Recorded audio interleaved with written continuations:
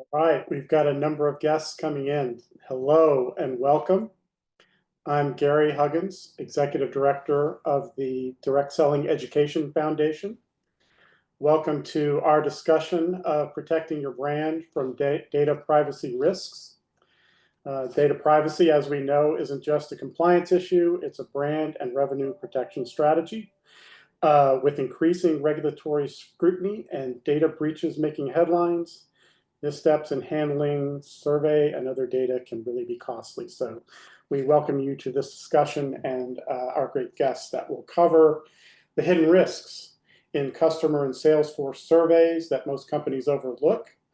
They'll talk about how companies turn data privacy into competitive advantage as well. Really hit some foundational elements of building and protecting your brand. We want to make this interactive. Our guests will ask some questions of you in a brief poll to begin, and then they're going to walk us through a crisis scenario so we can discuss some important decision points when challenges are met. We have a great and very diverse audience. We have executives in information technology, legal and compliance, domestic and global, marketing, sales, and business development. I want to encourage all of you to ask questions using the Q&A function throughout the presentation and keep those questions coming through the presentation because that will really fuel a rich discussion after we've gone through the polls, the scenarios, and the thoughts from our experts and guests. With that, let me introduce our folks who bring some significant expertise in the areas discussed. First of all, Dr. Brooke Reavey is a DSCF Fellow and Associate Professor of Marketing at Dominican University. She's a Fulbright Scholar as well as an award-winning and teacher and widely published scholar and author. Dr. Reavey's academic work focuses on the intersection between digital marketing and market research, particularly data democratization and privacy. She's actively involved in the Insights Association, which is the largest marketing and research analytics association in the US.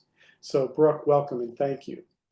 We also have Benjamin de Seingalt, who comes to us as Corporate Counsel and Director of Compliance and Privacy for Market Vision Research, which is one of the largest primary market research and consulting firms in the US. His work focuses on global privacy, compliance, corporate social responsibility, and artificial intelligence. Ben serves on various organizational boards and committees that include Intellis's Data Integrity and Artificial Intelligence Task Force and the Insights Association's Standards Committee. So Ben, thank you and welcome. And I bet most of you know Connie Tang, who is the founder of Gritty Executive Consulting. Through her 25-year career plus in direct selling, Connie's established herself as a top business leader by focusing on driving brand strategy, transforming customer experiences, and leading global growth and expansion for great companies like Nu Skin, Princess House, Jafra, and Beauty Control. Connie has also long served as a board member of the board of directors of the Direct Selling Education Foundation. We appreciate her longtime impactful leadership there. Thank you for all you do, Connie. I want to remind you one more time as I hand off to Brooke and Ben for the presentation. Use that Q&A function at the bottom of your screen. Bring questions into the conversation as they're speaking, and we will get to that after our initial conversation. So Brooke and Ben, take it away. Thank you so much, Gary. That was a lovely introduction. So we want to do a little bit of a warm-up poll here. And we are wondering if you all can help us with getting to know a little bit more about you. And so the poll should be coming up soon. There we go. Wonderful. So looks like the vast majority of you all believe that we consider privacy and data security to be integral in protecting our brand. You are the right audience to be talking to today then. And we do have a couple of folks that have we have one member that mentioned that they have experienced a data breach, and only a couple of you have say you feel fully prepared for the data breach. perfect webinar for them today. Yes.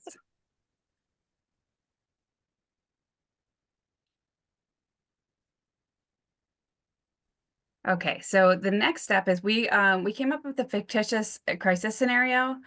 I will read it to you, but you're welcome to read it as well. And this is also, we're going to go in through a poll next. We want to get an idea of how you would handle this. So assume that this fictitious company, Bright Glow Corporation, is a US-based direct selling beauty brand.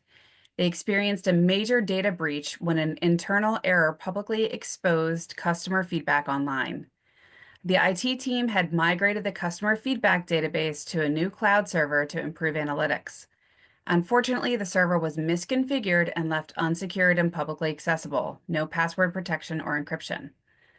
The breach compromised sensitive survey data, including names, contact info, and personal comments collected by independent sales consultants. The company faced regulatory investigation under the California Consumer Privacy Act, also known as CCPA, and potential legal action, highlighting the costly risks of noncompliance and poor data governance.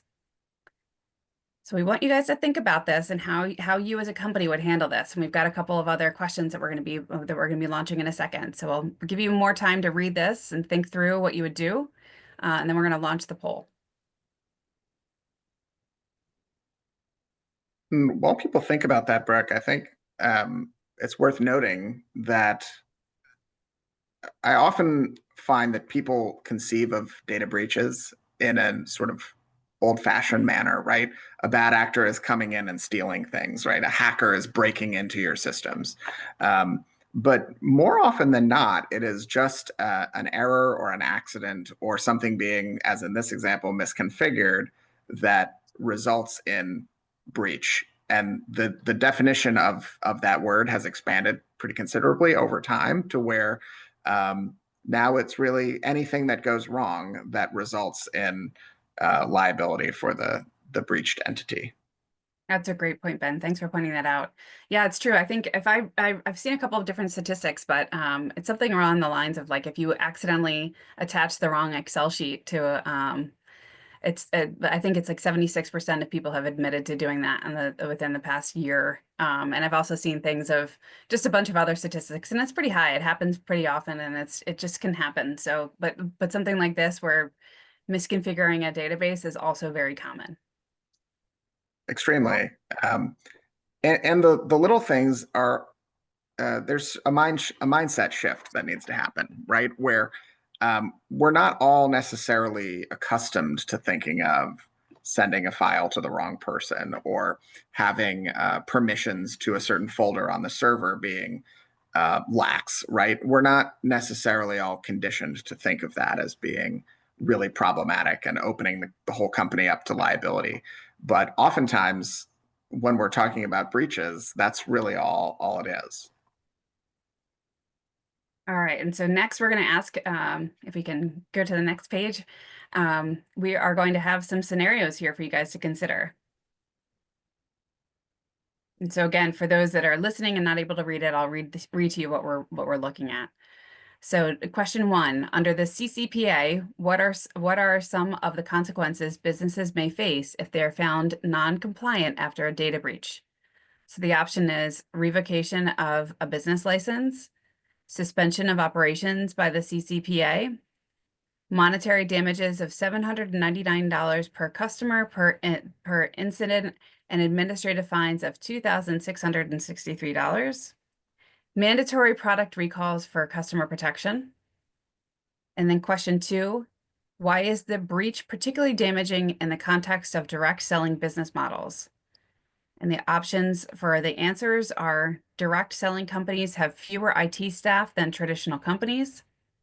Personal trust between customers and consultants is vital. Direct selling companies' products are not typically sold online. And direct selling companies are exempt from most data regulations.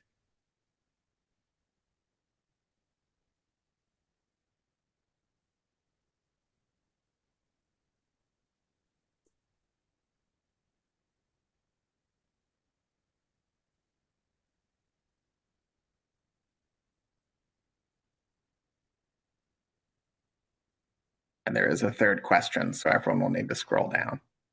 Sorry.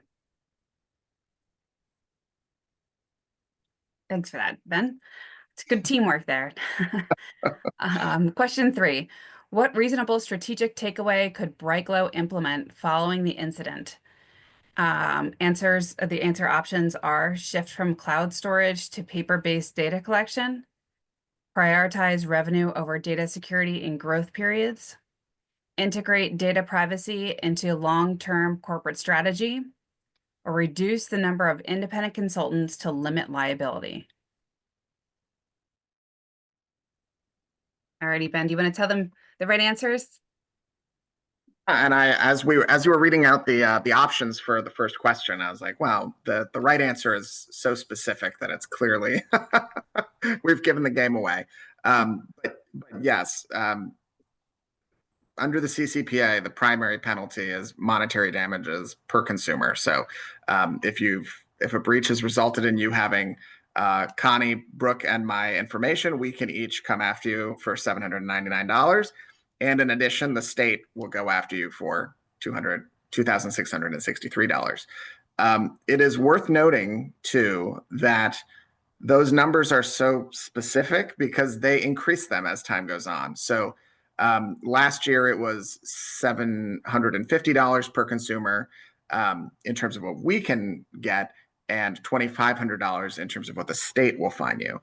So as time goes on, both as inflation affects the value of money, and as the expectation that everyone already have internalized these requirements increases, the thresholds for fines are also likely to increase. So the longer we go, the worse it gets, essentially. Great. And Ben, I think it's worth noting too, it's not just $2,663 total. What is the total? That's true. It's unknown, depending on how many records have been breached. If a large volume of data is involved in the breach, this $2,663 per person ends up being many, many millions of dollars. It's also worth noting that it's $2,663 in this scenario, because in our scenario, the breach was an inadvertent or accidental effect of poor controls. But if it weren't unintentional, if it were intentional, that fine jumps up into the mid 7,000s. So we're talking about ultimately pretty substantial fines, in addition to the reputational damage, which of course unquantifiable and separate. Everyone is on the same page here, pretty much. The breach would be particularly damaging in the context of direct selling, because the personal trust is what your businesses rely on and what would be damaged. Earlier today, Brooke and I were talking about other data breach situations and similar situations that aren't really about data but are about reputational damage. And Brooke is going to talk about a couple of those in a moment. But the distinction that I draw is not so long ago, Volkswagen had a scandal where they were cheating on emissions tests, and they got bad press for a while. They certainly took a reputational hit, but I'm not factoring that in when I make a decision on whether I get a Volkswagen or a Volvo, for example, right? But the scandal involving Wells Fargo of opening up a bunch of fraudulent accounts, which is data oriented, and that individuals at Wells Fargo shouldn't have had access to the data required to open up a fake account for Connie, for example. I think that's more of a permanent reputational hit, right? I still in 2025 have questions about the ethics of Wells Fargo, and that'll probably persist long after they've fully rectified the situation. So it's really hard to combat the intangible effects of something like this, because it raises questions about sort of the overall ethics of a company or an industry, and whether you have faith that practices that weren't being followed are now being followed, right? It becomes a very gray zone. Though I appreciate that probably direct selling companies do indeed have fewer IT staff than traditional companies. Unfortunately, um, that those teams will sort of have to make do with heightened demands as time goes on. I want to And the add final, a comment, yes, Ben. You know, the damages that you list here are specific to the California Consumer Privacy Act. The other thing that we shouldn't discount is depending on the information and where the impact can have duplicative and replicated liability amounts if you're now talking about crossing into global lines. The EU has very specific judicious, fines on that. There are other state regulatory, bodies as well as federal bodies that might also come into play in terms of what can get added into the damages that the company gets charged for. Not to mention any other individual may also pursue damages as well. Yeah, exactly. I mean, excellent for highlighting the sort of compounding effect that tends to sort of not get ignored, but it's sort of hard to do the math on it. Right. But when we get to talking about Europe, and we will talk about Europe in a little bit, the fines and the sums that data protection authorities are pursuing are really eye-popping in many situations. Before I hand it back to Brooke, I'm glad everyone is on the same page that integrating data privacy into long-term corporate strategy is the way to proceed safely. And we'll talk a little bit about how, and we'll talk a little bit about why. All right, thanks, Ben.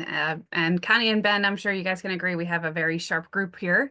We have to wake up pretty early to get past these folks. But yeah, so we, I think one of the things, and I like to think of data privacy along the lines of like a seatbelt in a car.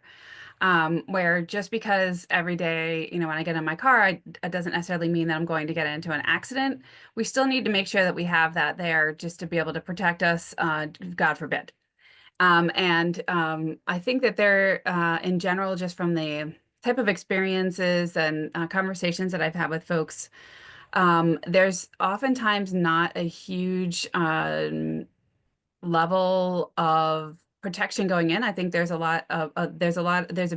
big belief that the companies that we're working with or different types of vendors are going to protect us, but we don't necessarily realize, if you are an LLC or if you're a mid-sized corporation, that there are risks because it is frequently changing. It's these fraudsters and hackers are consistently looking for new ways to be able to get data and to be able to sell it on the dark web and do all kinds of other things.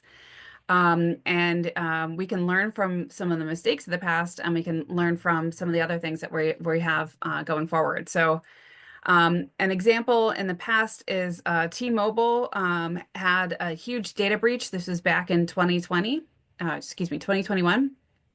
And they wound up getting fined $350 million because of the fact that it was their CRM. So all of their survey questions and all of their data, all the data points on their customers, all their PII was taken. And so they wound up getting a huge, having to pay a huge fine and take a huge reputational hit and have to notify all of their former and current customers that their data was breached.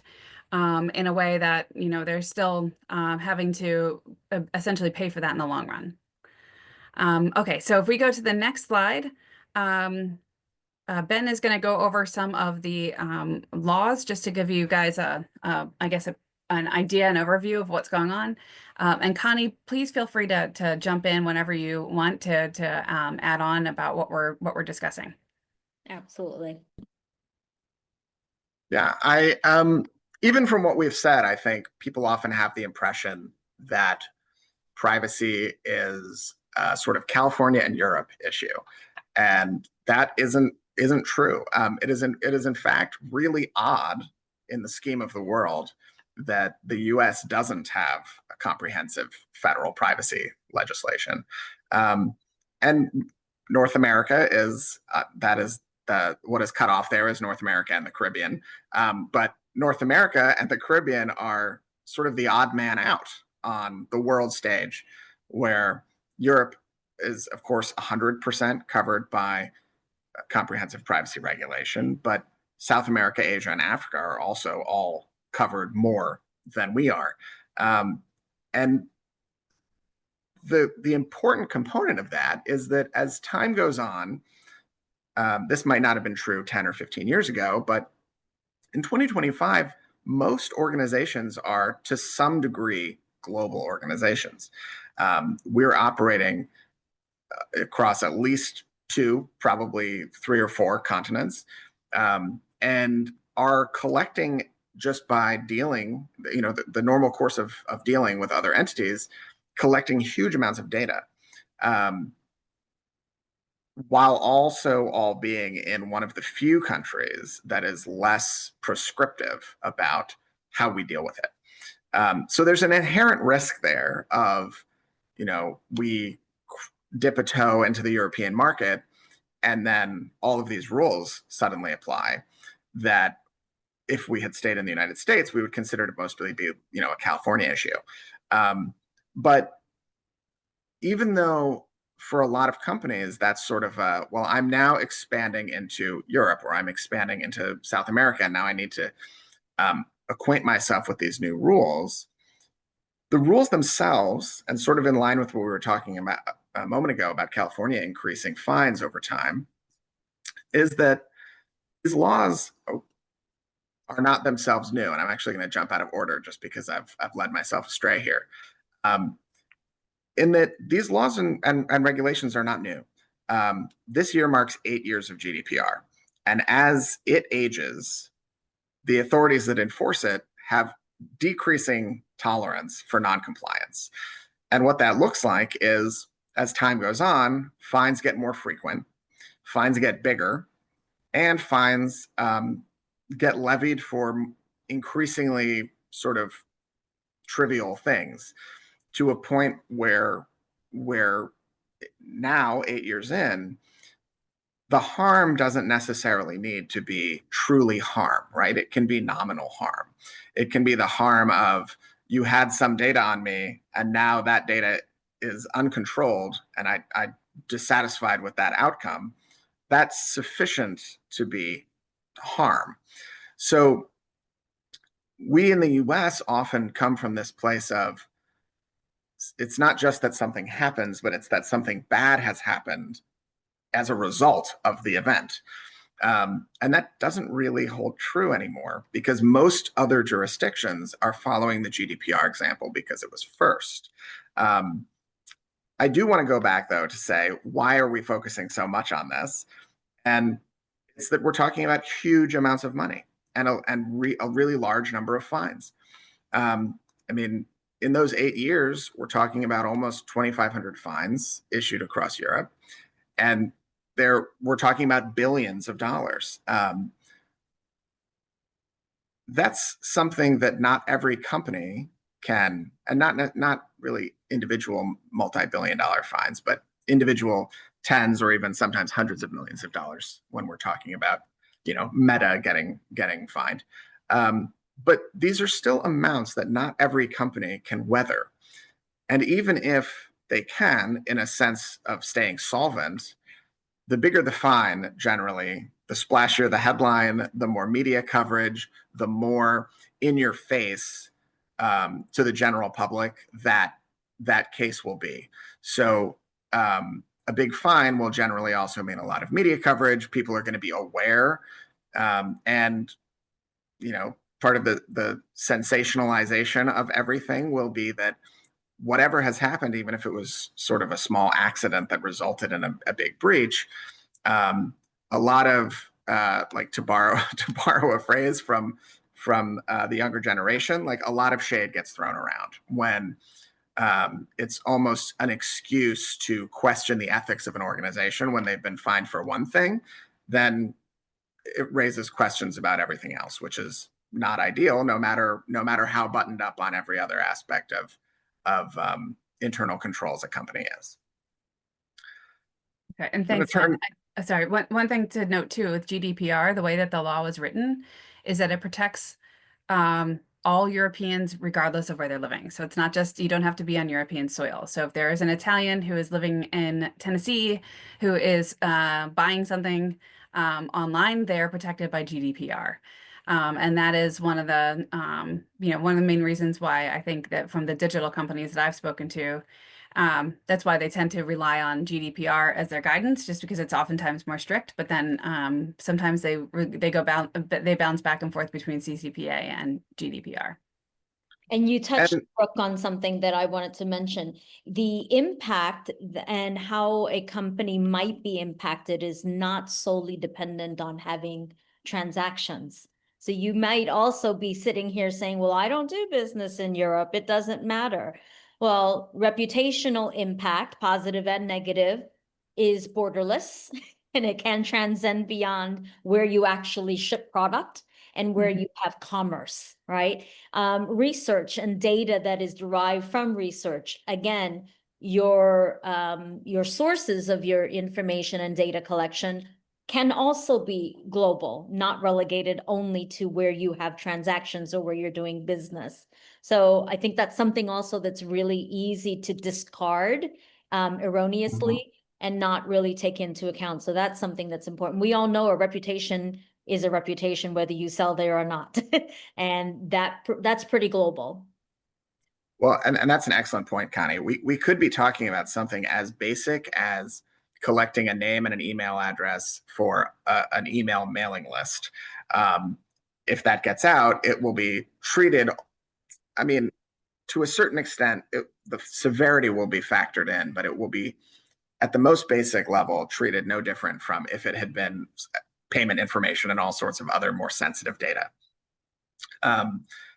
And I do want to point out, even though that we are focusing pretty heavily, we keep bringing up California. Our own national privacy environment is getting increasingly complex. We're at a point now where we have 20 states that have already enacted comprehensive privacy laws, 6 states that have enacted what we call narrower or non-comprehensive privacy laws, and 15 states that are currently considering privacy laws. So we can reasonably assume that over the coming years, this map is just going to get more complicated. And that will continue. The complexity will just grow until eventually we end up with comprehensive federal privacy protection. That doesn't necessarily sound like that big of a deal, right? At the end of the day, very few companies have 26 policies and treat things differently depending on where they are. Most often, and I will say that what I generally discuss is sort of a GDPR for all approach. But inside the United States, that often looks like a CCPA for all approach because California regulations are pretty strict. The penalties are pretty high. If you are covered by California standards, you will meet the standards of the majority of other states.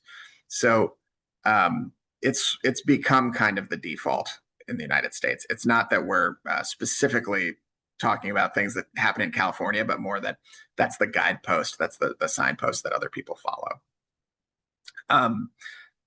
The critical component for that, though, is that let's say you are in one of the gray states.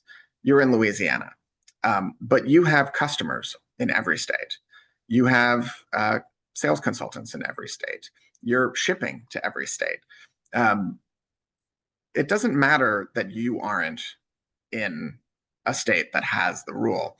It just as with the GDPR, it goes by the individual. So if a Californian is buying your products, they're protected by the California law. If someone in Texas buys your products, they're protected by the Texas law. It's not going to make sense for most organizations to have every person at the organization, have digested a unique policy for every state. And so that's another reason that we're all sort of focused on California, because the policy that addresses California's requirements is, generally speaking, going to cover the requirements of the other states. And with that, dig into some of our initial prompts. All right, thanks, Ben. Yeah, so and please, I see we do have one Q&A. If you guys can, if as we're talking and as we're going through some of these slides, if there's anything that you can think of, that doesn't, just feel free to write in the Q&A. We're happy to work with you and to answer as many questions as possible. Between the three of us, we collectively do have quite a few examples, so there's quite a bit that we can discuss more. So thinking about data privacy and protection, I'll have this for anybody out there. What measures should companies look for in a survey platform to ensure adequate data encryption and secure data storage?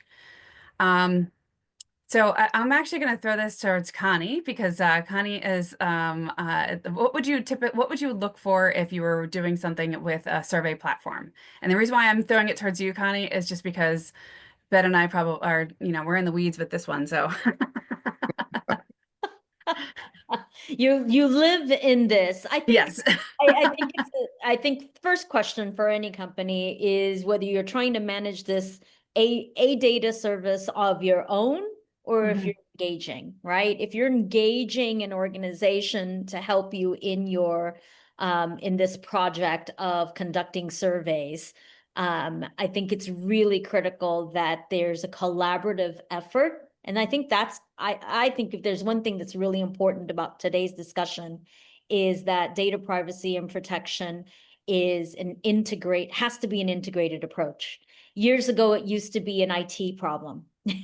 Then it used to be a financial issue, right? It carries the reputation many, many years forward of being an operational issue, but it really is about total business continuity. So I see it as a business continuity imperative.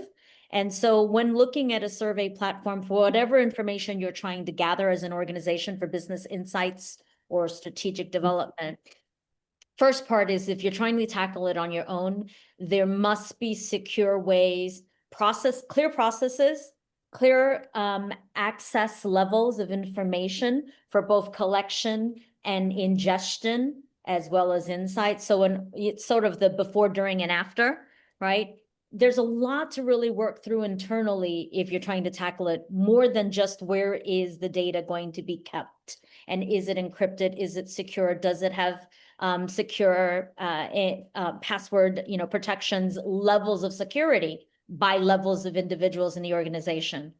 The same would apply for any vendor or partner that you might engage with. Let's say you're going to solicit the help of a third-party service provider. They must also be able to prove to you and to document and demonstrate that they too have this level of integrated security that is within their operational, call it playbook. But at the same time, they should also be able to demonstrate a clearly documented process should breaches occur. That's the other thing I think that we find ourselves in, both as operators of businesses as well as clients of service providers, is, oh, it's never happened before. We don't know what to do. We know how to do it, but we don't know how to take care of it when something's gone wrong. And I think that's a very easy oversight. Usually as operators, especially if you're sitting in a sales and marketing table, we're very easily romanticized by the kind of data we can collect. We really do. We fall in love with all the things we're going to be able to learn. And we don't really look at all the 360 view of also considering what could happen if something goes wrong in this process. So I think that's really important, is that there's a holistic approach to it, not just the, sort of the end outcome. And that becomes, that's very blinding, it really is. So I can offer, those my sage advice there for data collection. Thanks, Connie. Yeah, that one thing to keep in mind is that many survey platforms, if you're doing it yourself, if somebody's doing it internally, is that it'll just spit out an Excel file that has everything. Everything is combined. All of the PII, all of the sensitive information, all combined, and it can be added into your CRM or whatever else. So typically, generally speaking, what we're supposed to be doing is we're supposed to have a file that has the PII and a user ID attached, and that should be encrypted and kept separate from our survey responses. And the survey responses should just have a user ID that's not tied. If that survey was the responses were to get out, no one would have any idea what it was and who it was.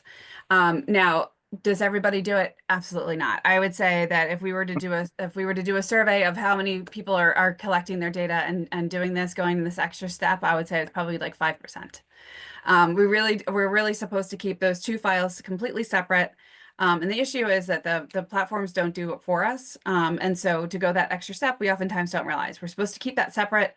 And then when you're encrypting it or having it password protected, that's also a step that honestly, most people don't really know how to do in Excel.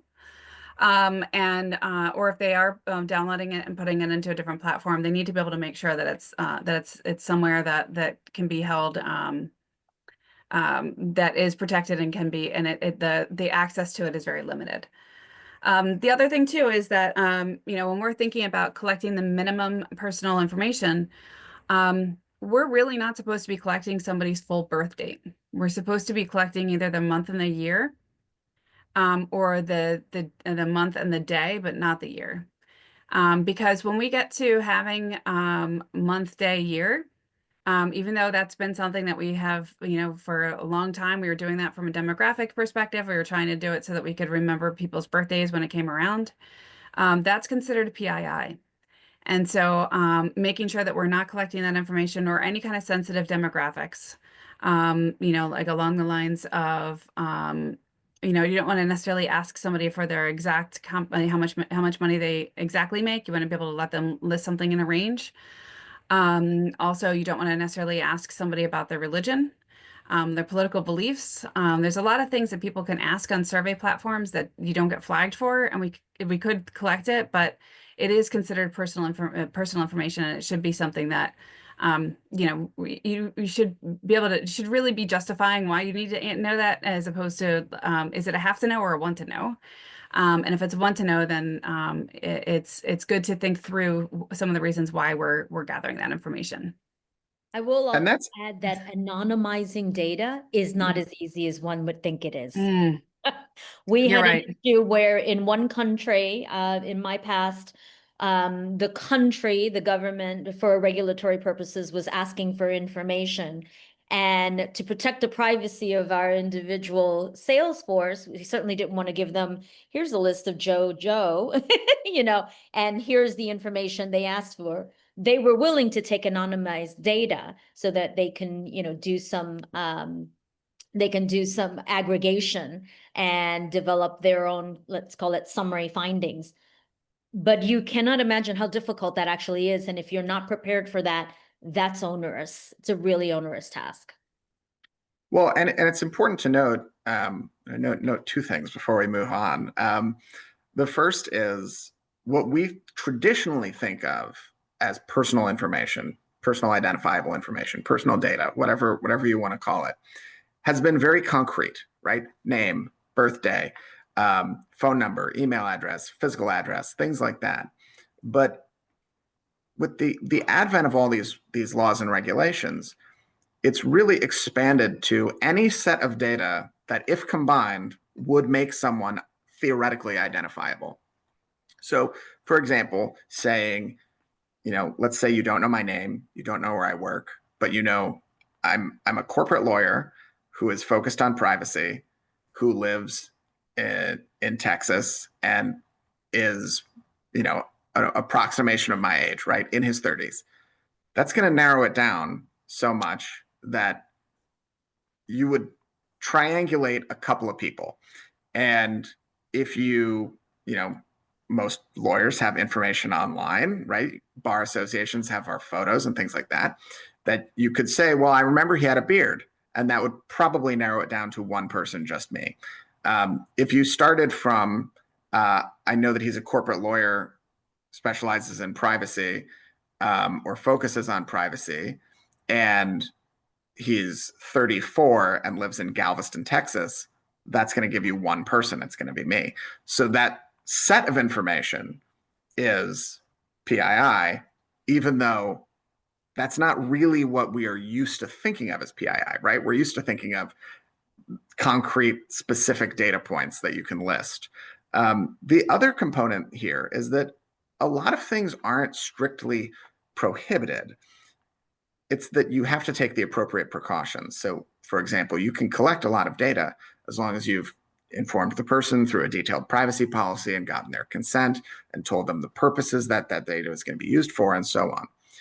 I tend to think, therefore, that the biggest effect, the biggest negative effect, the thing that we've lost by implementing all of these privacy rules is that it's very hard to be nimble when you have to do all of those things before you get the data. And unfortunately, that means that we can't say, oh, we have a new need, we're going to go find a partner, or we're going to start doing it. You have to say, okay, we have a need. What internal controls need to be put in place? Do we need to have contracts with third parties that we don't have contracts with? Do we need to institute consent questions or institute privacy policy changes to accommodate this? That all sort of needs to be contemplated and fully dealt with before you move to the now we're gathering data, or now we're doing something different with the data that we already have. Thank you. All right, Gary, just want to do a time check with you. How are we doing? Are we good to go to answer another couple of questions? So why don't we grab the one from our audience Okay. first, and then maybe I've got a couple as well. And let's go through maybe one more page of these. How about that? Perfect. All right, good. Thank you so much. Okay, so from the audience, Riley asks, what are some other compliance laws that affect direct selling companies besides CCPA? It'll take longer to give a list, I would say, versus, if, for example, some of them have different thresholds. So, for example, in Virginia, it's a critical mass of people in Virginia. You might not meet that. So you might be able to kind of disregard that up to a certain point. At a certain point, it becomes unavoidable. But all of the states I can just change back. All of these states have their own. Most foreign countries have their own. In terms of a resource or resources that would answer that question without time constraints, I rely very heavily on a law firm called DLA Piper. Every year they put out a very comprehensive report that summarizes the requirements of every country that has privacy laws. I also rely heavily on the IAPP for state level law trackers and summaries of requirements and things like that. So between those two resources, it's possible to stay sort of abreast of all of this as it changes in real time. Gotcha. Just a question I had is, do you see on the horizon any uniformity coming in the US, or do you think it'll be this state-to-state complex mix? And if there's uniformity coming, should it mirror California, or should there be changes in narrowing in what we see in California? Any thoughts on that? I want to say yes, but that's a conversation that's we've been having that. Maybe this year will be the year conversation for so many years now that I don't really think it's going to happen soon. I'm not sure whether that is an issue of priority. I'm not sure whether it's an issue of sort of businesses reaching a point where they say, this is too onerous, I need something unified. I think it's a mix, right? It's not really being demanded. It's not really, people are not calling into their congressman's office to ask for that. It's mostly industry lobby groups, trade organizations, and things like that are saying, we really need some uniformity here. There have been a variety of federal comprehensive privacy legislations that have seemed promising and sort of start working their way through the system.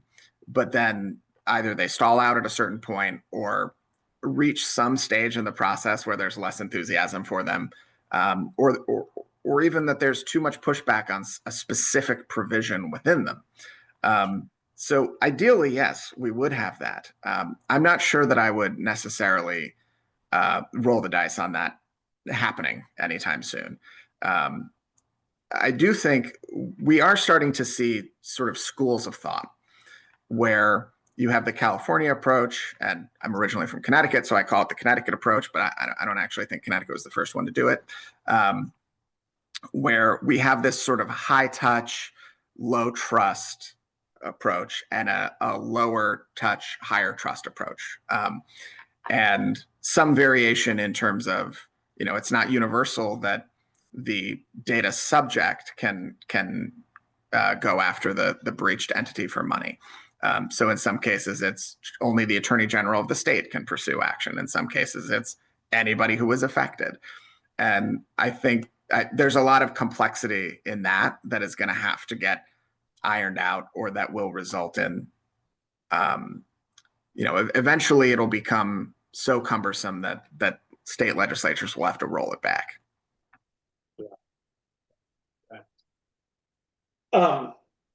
So one more, and I'll hand it back to you, Brooke. That's jumped out at me, and again, encourage the audience to jump in as you have questions as well. I'm thinking about reputation, and your Wells Fargo example sort of got me, and thinking of when an individual company has a significant breach. Have you seen examples of that being reputational damage for an entire industry, an entire channel in our case? Certainly. Yeah, definitely. This is, so I really do feel like the best analogy here is like seatbelts. Like no one really, this is like not an exciting thing to talk about. Like no one, I can't imagine what the conversations were like in the 70s when people were trying to convince states to have seatbelt laws, and also to convince car manufacturers to start installing them. But it really is, it is such a big deal, because once you've messed with a customer that trusted you with something, it's nearly impossible to gain their trust back. They can apologize as much as they want. They can tell me that they're going to let me see, something, give me Experian monitoring. But if I told them something personal about myself, and this is thinking more about like the Cambridge Analytica scandal, think how many people jumped off of Facebook after everything that happened with Cambridge Analytica. They thought that it was just one of those little types of surveys that they were doing online where they were answering like like a cosmopolitan quiz of like, what animal would I be, in a fairy tale.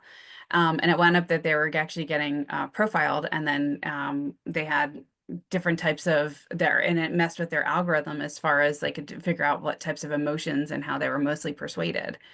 And so that's also something that, a lot of people have given up and have distrust Meta now, with how they're using their data, and some folks too, the same with Apple and Google.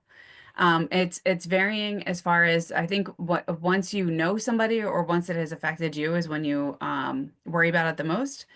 But in many cases, and in particular with direct selling, you have such a close personal relationship with your consultant. And with your frontline sales staff is they're the ones that, they're the ones that are really creating these wonderful and close relationships with many of their folks. And so this is something that if there was a data breach with something where there was personal information, it's really hard to come back from that. And it's just something that there's a law out there. It's not a law, but it's one of those things where it's not illegal, so people do it. Our insurance companies can sell, and not can, but do sell for extra money, for revenue stream. They sell our any pharmaceuticals that you get prescribed and then fill at a pharmacy. That information with your name attached is sold to third-party vendors. And then that can be run against all of the pharmaceutical ads, the digital ads that you see online.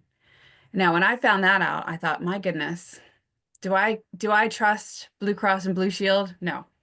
Does that ruin their reputation even more? Absolutely. And that's something that I didn't know they were doing, and they use it as it's a new revenue stream that they can have. Then it's not illegal, but it's still something that it ruins their reputation. I mean, I don't like the fact that they can do that. And so I think that those are some of the things that, we know there's a lot of things that pop up, that we're trying to be more proactive about, but is not something that, we're trying to get everybody to be prepared as much as possible. Yeah. Well, and some of the effects are semi-unpredictable, where and the unpredictable effects, I think, are what are more likely to affect a whole industry based on one bad actor or one good actor who had poor controls about something. As it wasn't just Meta. We'd already been talking to a certain degree about, is social media the best thing for society? And are there overarching concerns here? But that event, the Cambridge Analytica scandal of 2016, kind of changed the conversation from, is there something we should be concerned about here? Is this really a good thing for society? To sort of a baseline sense that social media companies are kind of evil and are sort of intentionally doing bad things and collecting data and doing something secretive and shady. And that by extension, sort of large scale big data analytics were also shady and concerning. And maybe all of these actors are bad actors. And I wouldn't necessarily have predicted that from, Facebook had some lax controls and this other company exploited them. I would say most of the backlash hit Meta, and I mean, it hit Cambridge Analytica too, but the bigger wave definitely hit Meta, who really had just had some lax controls about something that they had kind of made a half-hearted effort to remedy, and probably thought nothing would come of it, right? They said, hey, everyone who had these data sets, please delete them within 30 days or some amount of time, and then just said, all right, we're done. And surprise, surprise, some people with access to that data set had not deleted them and kept using them. And that's sort of what underpinned a huge scandal. But that's only one piece of it. That's when there's sort of a cultural conversation. I think there's also a risk that comes from just comparison, where you say, okay, company A did this bad thing. I wouldn't have predicted it. I trusted them. Company B is a similar company. Do I have questions about them now? Do I have questions about their behavior and whether they're ethical and whether they're protecting my data and so forth? Not 100% of people, certainly, but enough that that's not a knock-on effect that we should underestimate the significance of. You're right, Ben. That's something we call the spillover effect. Okay, I saw that there's two questions that came in from Tracy, and it was, how has the use of AI and data analysis of surveys or customer data complicate the privacy of personal information? It's a great question, Tracy. I'm going to answer it as quickly as I can in a very broad brushstroke approach, because it is a huge, there'll be a lot to unpack there. So it depends on how the company is using AI. And how they're disclosing how they're using it. So there are a lot of startups right now that are just using API credits with OpenAI or with Claude. They are not necessarily they're not partnering, so they're not paying for I guess more than the pro version, like they would be an actual partner. And so that is, something along the lines of where they're taking all the data that is what we would consider to be private, and they're using it for part of their training set into the huge large language model. So when it's walled data, and the startup or the company is using it where they actually have it, where it's set up where there's a partnership, then it's something that's okay. But when it's getting thrown into the large language model, that is a huge data privacy concern for sure. And then we also have our direct selling companies responsible for data breaches from distributors, reseller practices. I am gonna throw that to Ben. I know we're running out of time here, Gary, so we're gonna answer this super fast, and then we can have you go through our thanks to the sponsors and whatnot. So, Ben, what do you think? Are direct selling companies responsible for data breaches from distributor practices?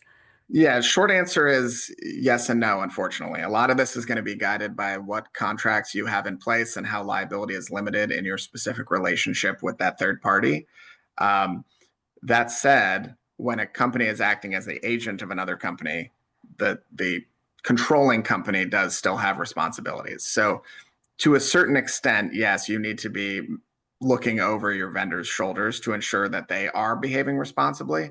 But as a practical matter, a lot of that comes down to, you know, vendor assessments that procurement or IT will do when you're starting the relationship, contracts put in place by legal, and so forth. So it's not all going to be you as the individual user who is hiring a third party vendor to do a task, but sort of that overarching shell of control that comes from other departments in the organization.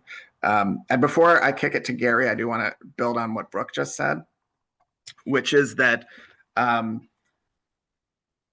we say, you hear this said a lot about social media, and it's very true of AI as well, which is if you are using a product, you are paying for it. You are either paying with money or with data. If you are paying for an AI system with money, contractual terms apply. Make sure that you're familiar with them. And if you're doing something through an enterprise account, your company has probably signed a literal contract with the provider that extends certain protections. If that isn't the case and you're not paying for something, they are consuming the data. So everyone needs to be careful of that, right? Even in your personal lives, if you're using the free version of ChatGPT, right, it's keeping all that data. And another component of this is, as we've sort of alluded to several times, when you go about collect the least amount of information that will still get you to the objectives that you need to meet. All right, fantastic. Well, thank you. And before we say our finals and goodbyes and thank yous, I want to just bring up a little bit, if we can move the slide one for us, Ben. DSCF is supported by voluntary donations of direct selling and supplier companies. Thank you to all on this list who contribute. I want to say a special thank you to our friends at Gen Con Innovation, who give a special support to our DSCF Insight series and webinar series. Your financial support is critical for us to establish partnerships with academic leaders like Brooke and partners like Benjamin and others to bring their expertise to the industry, to bring their support and credibility to the industry and the work that we're all trying to do together. I want to encourage everybody to avail themselves of our research communications toolkit for companies in Salesforce. We've got those available on our website now for economic impact of direct selling, skills and value gained from a direct selling experience for the Salesforce. This is ready to share to and through your Salesforce. And also want to promote our Journal of Direct Selling Research, which is an academic publication on the industry. I suspect that some of the complexities and expertise that have been shared with us today by Brooke and Ben would make great content, perhaps for the Journal of Direct Selling at some point. So we hope to have that conversation. But also, Brooke, Ben, and Connie, thank you so much, because I think this is a really helpful, deep discussion on complex and consequential issues that we all need to not only understand for our own companies, but for our industry broadly. And this idea of reputational damage across an industry, I think, is really compelling to think about. So thank you all. I bet and expect we will continue this conversation. And for those who have not donated on that list yet, there's a QR code on your screen. Please visit. We would really appreciate your support today and working with you going forward. And thank you so much for staying with us for this great conversation and presentation. Brooke, Ben, Connie, thank you so much for your expertise. Thank you. Thank you for having us. Thank you.